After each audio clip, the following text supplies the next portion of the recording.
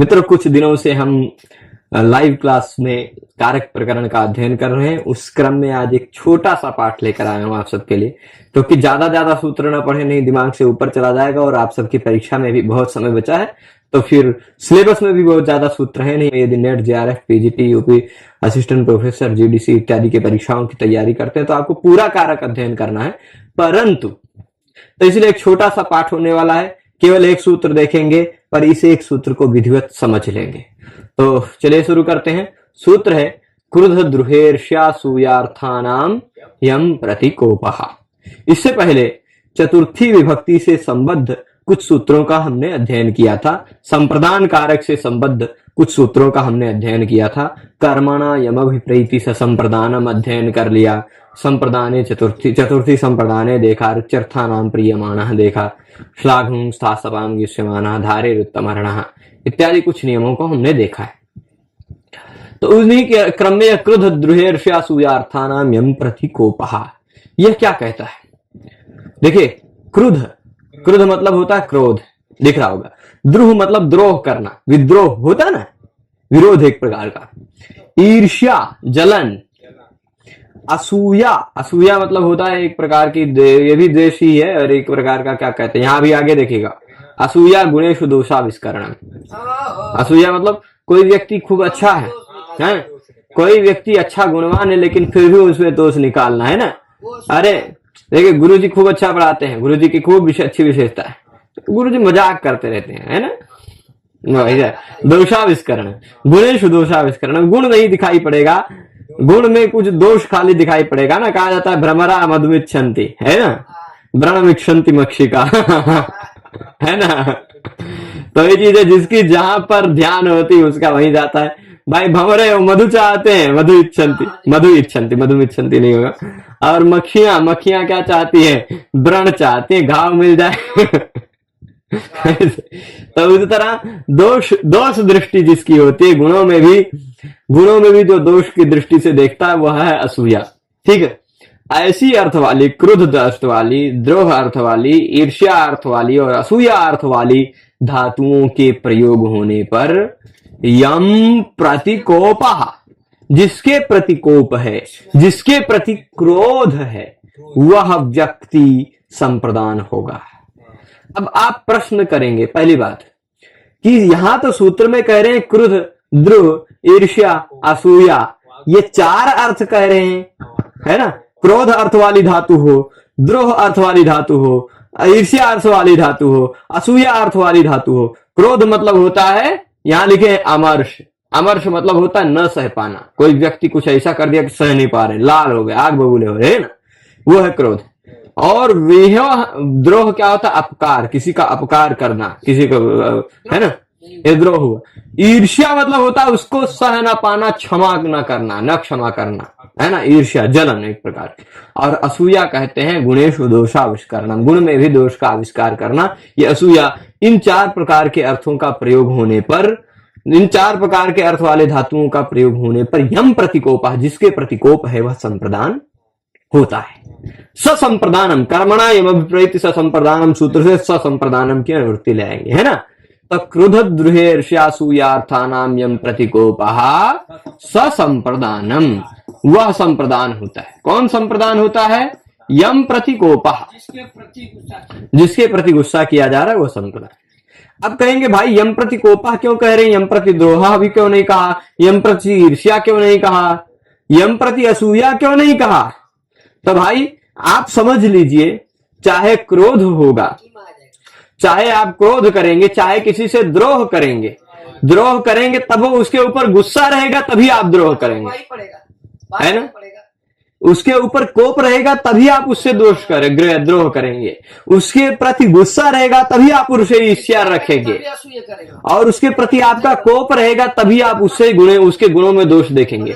अगर ऐसा तो होगा नहीं कि किसी के प्रति आपका बहुत प्रेम है लेकिन उसमें गुण में दोष देखे, ऐसा तो होगा नहीं, है ना। तो यम प्रतिकोपः वो चारों जगह सामान्य रहेगा। हाँ, चाहे क्रोधार्थक धातु का प्रयोग होगा तो भी कोई ना कोई ऐसा रहेगा जिसके प्रति कोप रहेगा।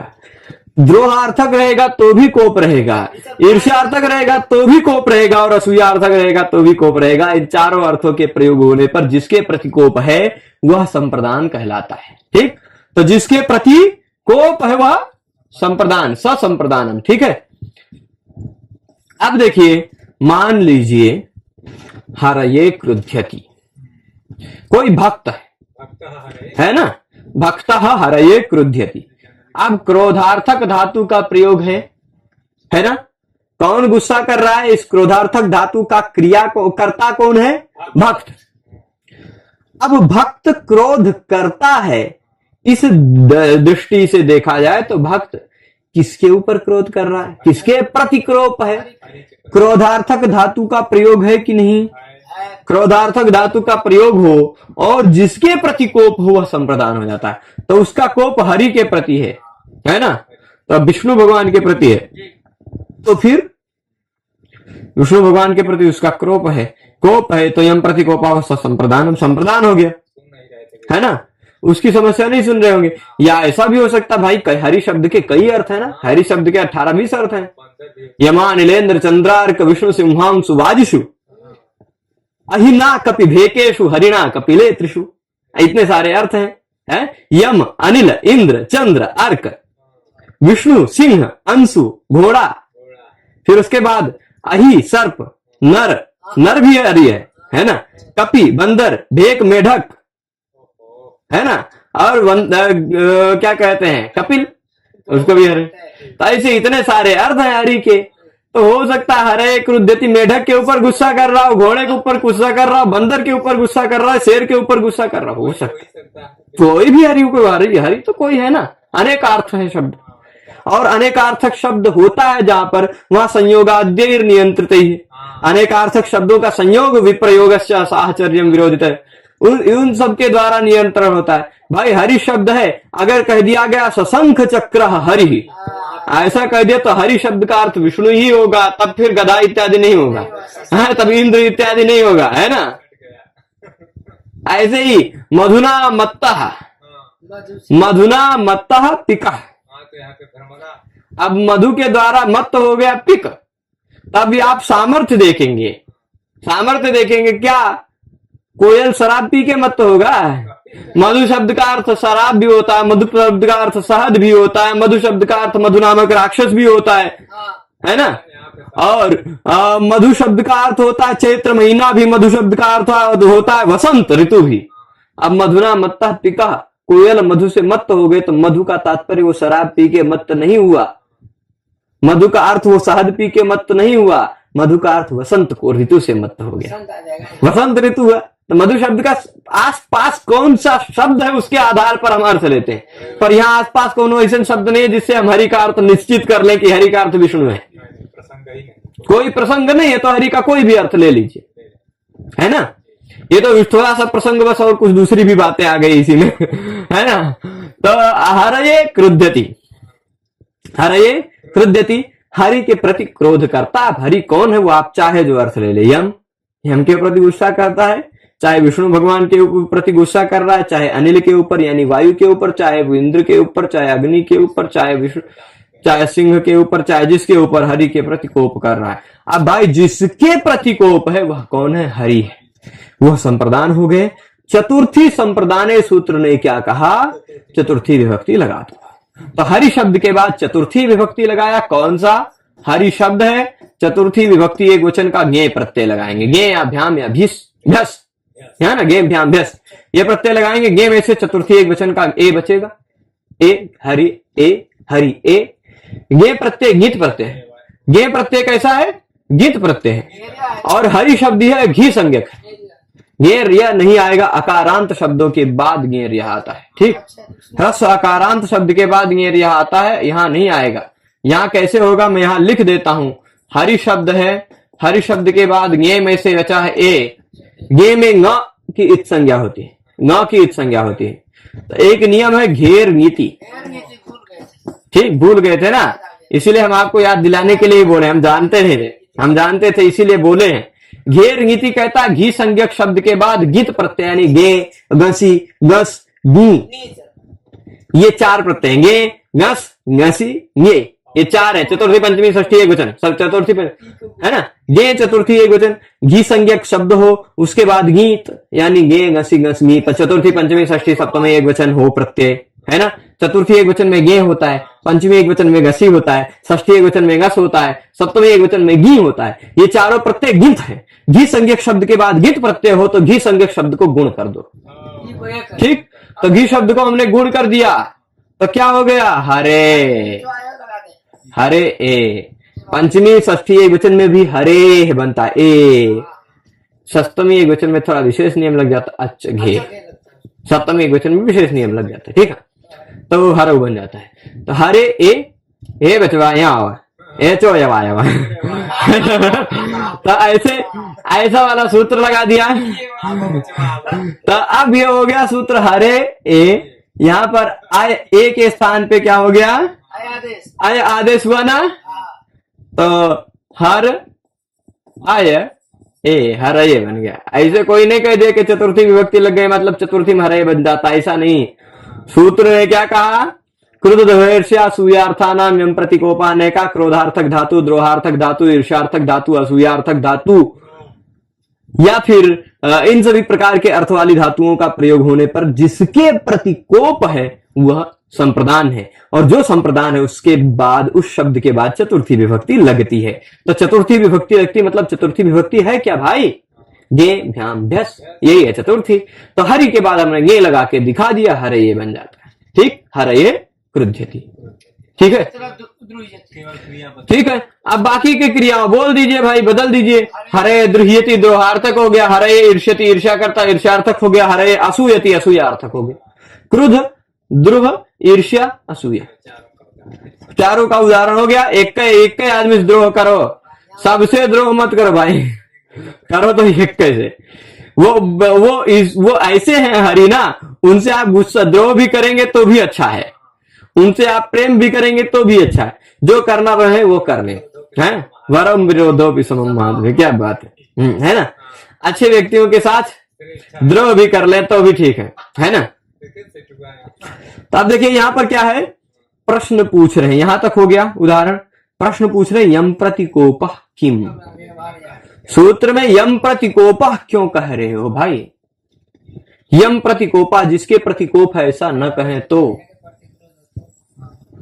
यम प्रतिकोपा को नहीं रखते हैं। मान लीजिए सूत्र में क्या होता, क्रुद्ध द्रुहेर्ष्यासूयार्थानाम संप्रदानम, ठीक।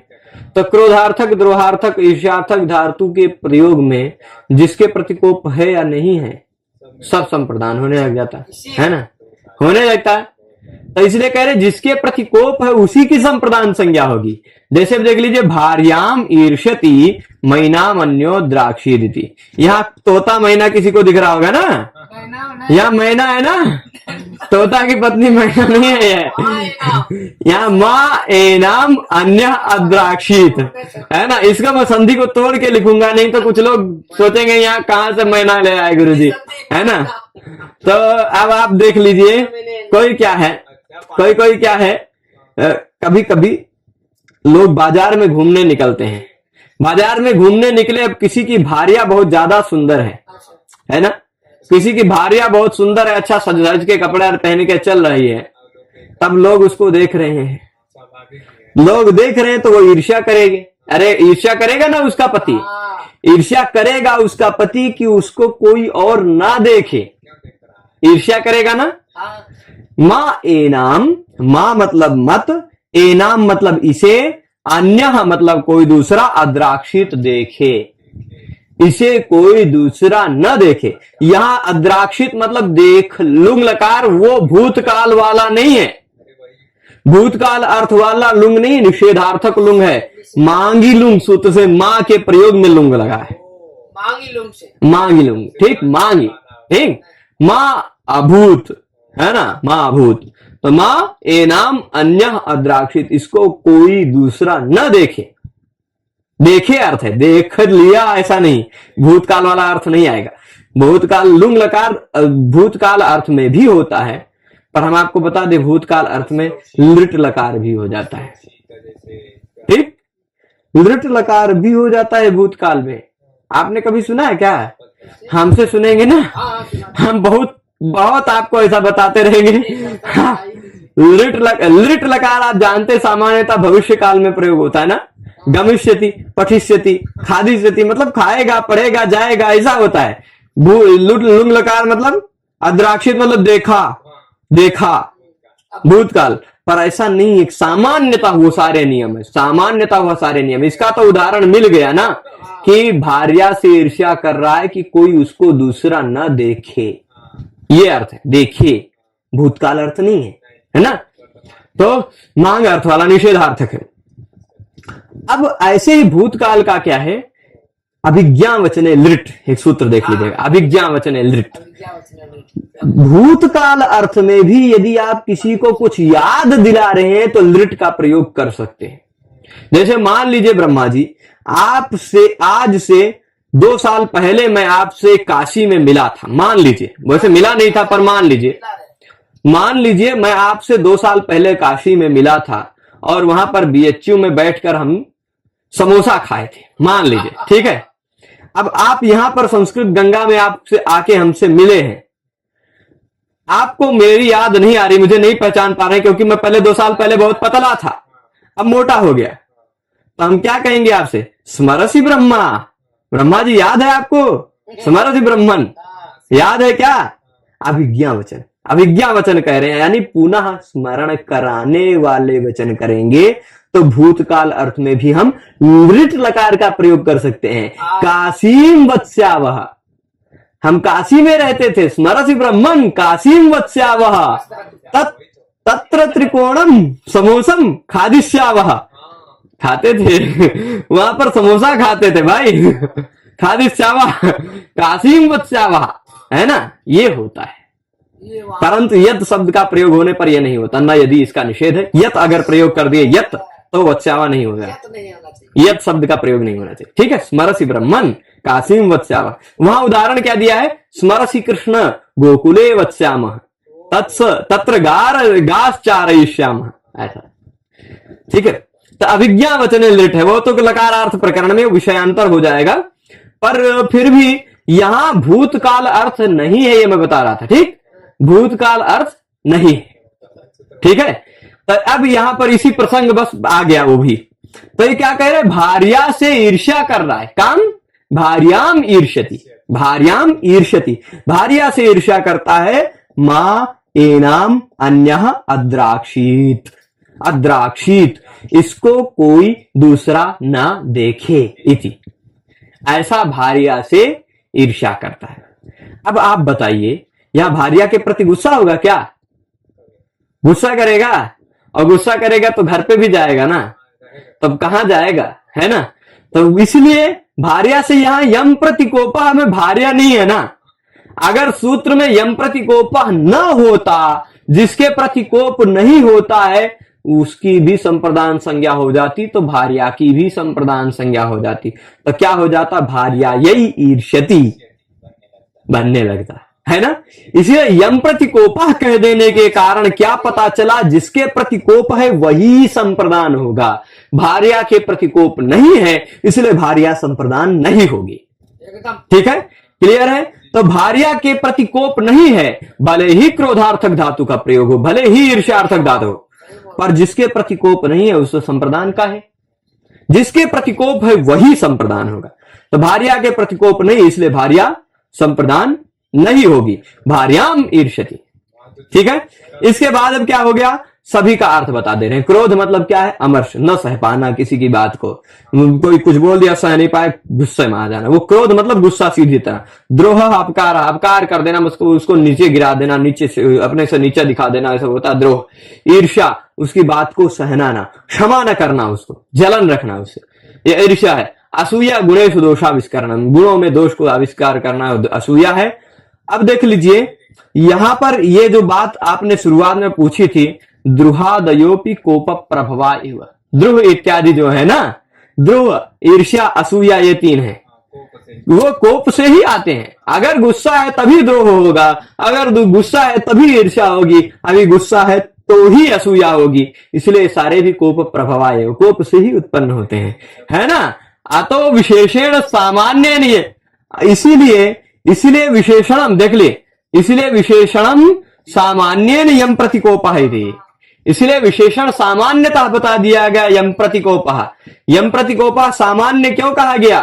क्योंकि सारे क्रोध द्रोह इत्यादि भी जितने हैं वो सभी कोप प्रभव ही हैं। कोपात प्रभवती इति कोप प्रभव, कोप से उत्पन्न होते हैं सारे, द्रोह भी कोप से ही उत्पन्न होता है।